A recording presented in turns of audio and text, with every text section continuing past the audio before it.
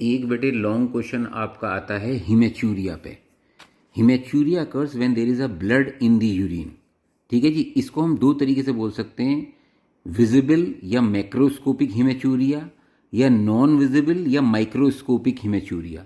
Older terminology refer to as macroscopic, as frank और gross, और microscopic haematuria. पहले इनको ये बोलते थे अगर आंखों से दिखाई दे रहा है तो आप उसको ग्रॉस हिमेचूरिया बोलेंगे, और अगर जो स्टिक से डिप स्टिक टेस्ट है आपने पॉजिटिव उससे आ रहा है तो उसको माइक्रोस्कोपिक बोलते थे। ठीक है जी, सबसे पहले हमें ये पूछना है कि ब्लड का रिलेशन क्या है यूरिन के स्ट्रीम से, कि भाई शुरू में ब्लड आ रहा है या पूरे थ्रू आउट ब्लड आ रहा है या बाद में ब्लड आ रहा है। क्योंकि अगर शुरू में ब्लड आया और बाद में यूरिन सही आ गया तो ये यूजुअली जो है यूरेथ्रा की इंजरी को शो करता है, या यूरेथ्रल ट्यूमर्स को शो करता है।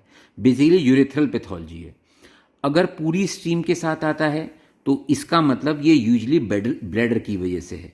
और अगर टर्मिनल है, मतलब पहले यूरिन साफ आ रहा था और बाद में ब्लड आ गया, तो ये यूजली या तो ब्लैडर नेक का है या प्रोस्टेट की पैथोलॉजी है। ठीक है जी। फिर हमें ये भी पूछना चाहिए हिमेचूरिया कितना ज़्यादा आ रहा है, उसकी फ्रीक्वेंसी कैसी है, पेन के साथ है या नहीं है, या कोई पेशेंट एंटीकोगुलेंट तो नहीं ले रहा। क्योंकि याद रखना, अगर किसी को पेनलेस हिमेचूरिया है तो भैया सबसे जो इंपॉर्टेंट कॉज होता है वो कैंसर ही है। फिर आपका या तो ब्लैडर का है या रीनल ट्यूमर्स का है। Painless haematuria in any old patient, तो सबसे पहले ब्लैडर कार्सिनोमा सस्पेक्ट करोगे आप। ठीक है जी। जब भी हिमेचूरिया के कॉजेज की बात आएगी आप टिन याद रखना, ट्रॉमा, इन्फेक्शन और नियोप्लाज्म। और ये कहाँ पे? पूरे यूरिनरी सिस्टम में। यूरिनरी सिस्टम क्या है? Kidney, ureter, bladder, urethra. यानी कि किडनी में कोई ट्रॉमा हो जाए, किडनी में कोई इन्फेक्शन हो जाए, किडनी का कोई कैंसर हो जाए, यूरेटर का कोई ट्रॉमा हो जाए, यूरेटर का कोई न्यूप्लाज्म हो जाए, यूरेटर का कोई इन्फेक्शन हो जाए, ऐसी ब्लैडर का और ऐसी यूरेथ्रा का। तो इन सब में आपको हिमेचूरिया आ सकता है।